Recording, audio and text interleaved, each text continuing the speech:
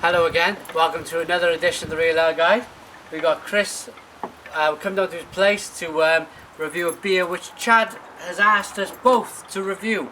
So I've done as I'm told.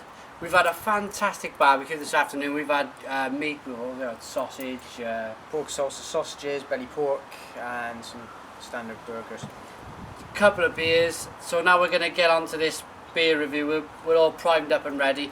This is Southern Tier's Imperial Farmer's Tan Pale Lager.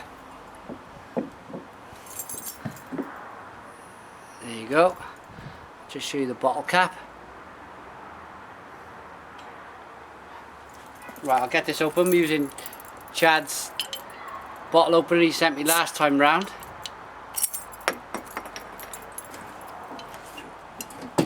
Just pour some in. Thank you, Chad, for asking me to sit in on this one. Yeah, no, it's great. It is actually great to for us to do this together, because I think it gives us a good.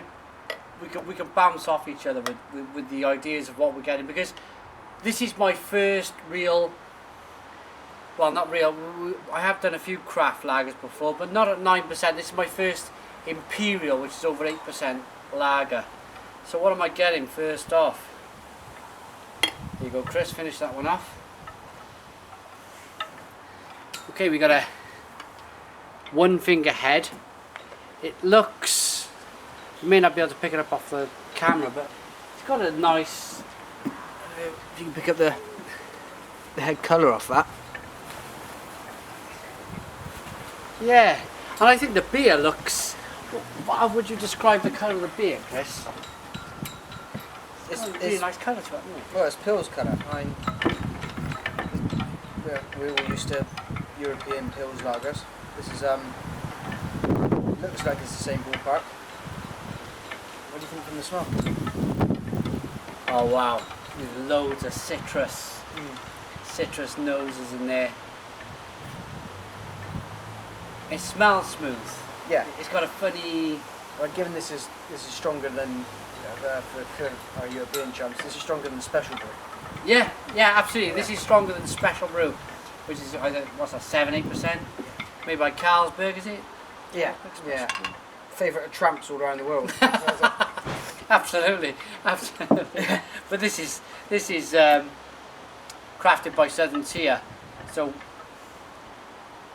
Well, look at that with the sunshine now. Yeah. It's just absolutely perfect. We're dicing with a traditional August bank holiday weekend in the UK with somewhere between potential rain and disaster and floods and Yeah, well, we get the rain over on that side, on Chris's shoulder, and on my shoulder we got beautiful sunshine, so we might get away with it. So what we getting with the taste, Chris? that's good.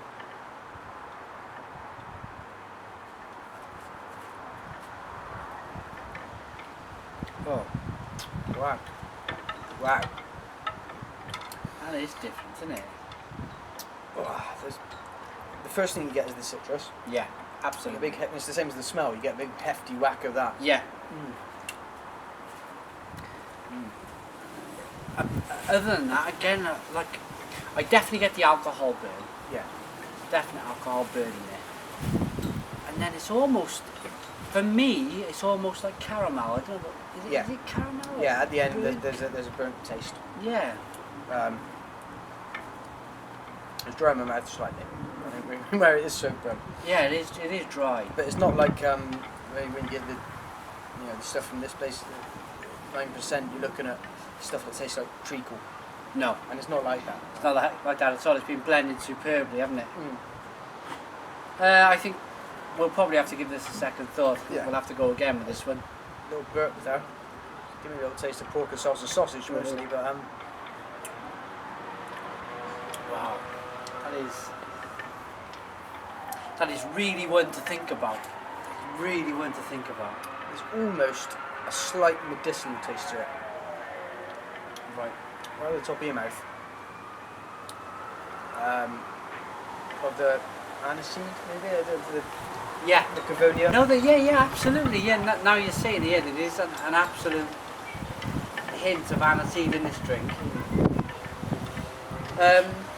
what impresses me is normally anything over 7 or 8%.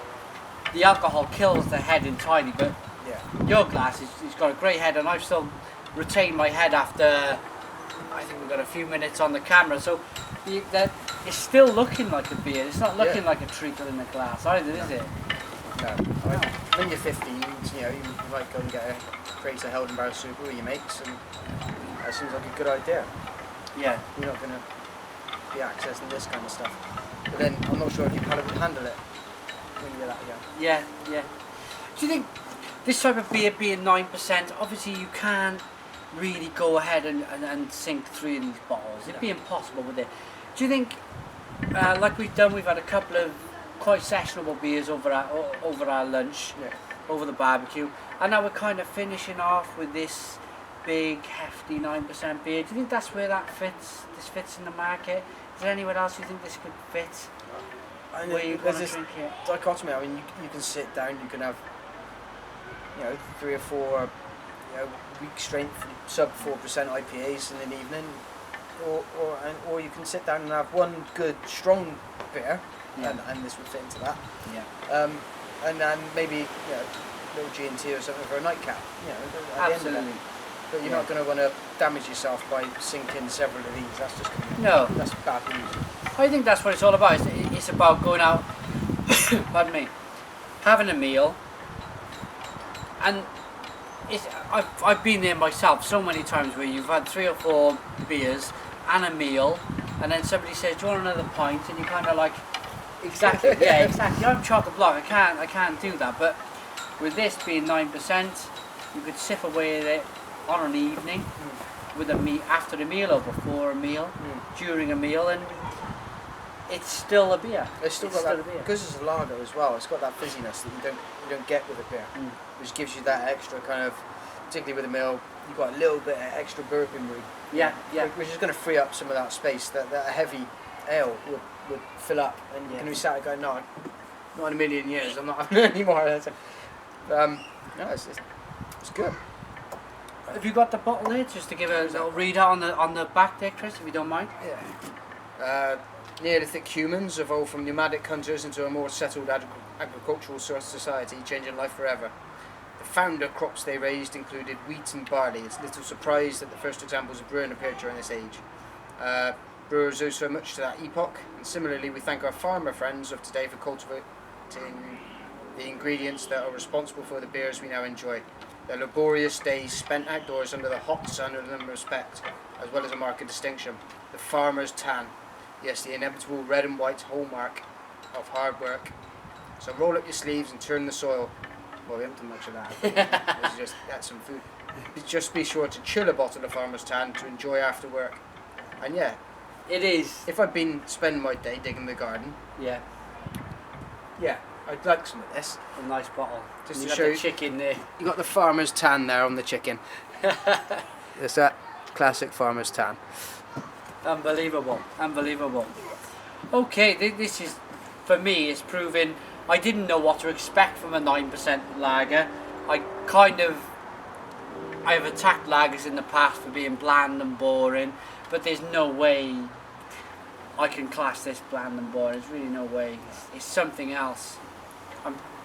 I know we've had comments before saying that I've kind of dismissed lager and saying it's not part of the beer family. It is. It really is. Yeah. But the mass-produced European nonsense, your Carlings, your Carlsbergs, Heineken, don't belong in the same family. No. They belong in a factory with a great big vat the size of the house. People wearing hard hats and high vises walking around, and the beer's really being wrote about or designed on a spreadsheet in front of a computer. Yeah, it's Alka-Seltzer. It's that kind of level of taste. Yeah. This isn't that. This is fantastic.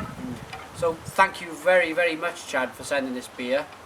I think we're going to give our final verdict on this. I'll go first, and then I'll ask Chris to give his final thoughts, and then we'll give it a big cheers.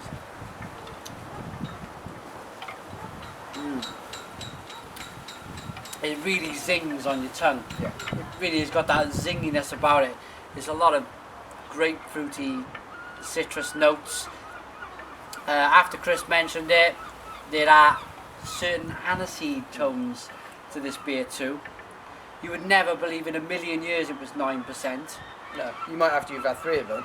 Yeah, absolutely. It's thicker. It is definitely thicker than a lager. It's not treacle by any means. No.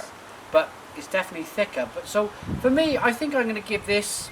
I'm going to go 8 out of 10. 8 out of 10 from the Real Ale Guide. And I'll let Chris give his final thoughts on his beer. I grew up with lager, and I like a nice lager. This is probably a bit strong for me. I see its place in the market though. Its place in the market is post meal, maybe after a long day at work, you just want to sit down and get one on and go to bed, and that's it. And I'm happy with that. If that's its place, there's a drink for everything. Overall, with the taste, with the aftertaste that I'm getting from it as well, I'd be in agreement. I'd go with an 8. 8. It's good. It's good for what it does. Yeah. But it's not my favourite. No. It's something which, it's not a sessionable beer. It's not a sessionable beer because of the percentage. You really couldn't. It's more of a 1 beer meal after dinner finisher instead of going for the top shelf whiskey to finish your night off.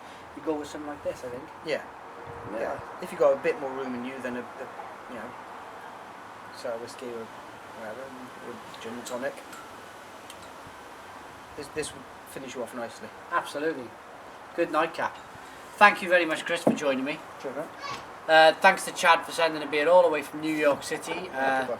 Yeah, nice for that. We've got a few more beers which Mrs. Real Ale got a review, and we might come back down, or I might invite Chris up to do the Browns Brewing Imperial Porter. But thanks for watching another edition of the Real Ale Guide. Again, thanks to Chris for joining me, and cheers. Cheers.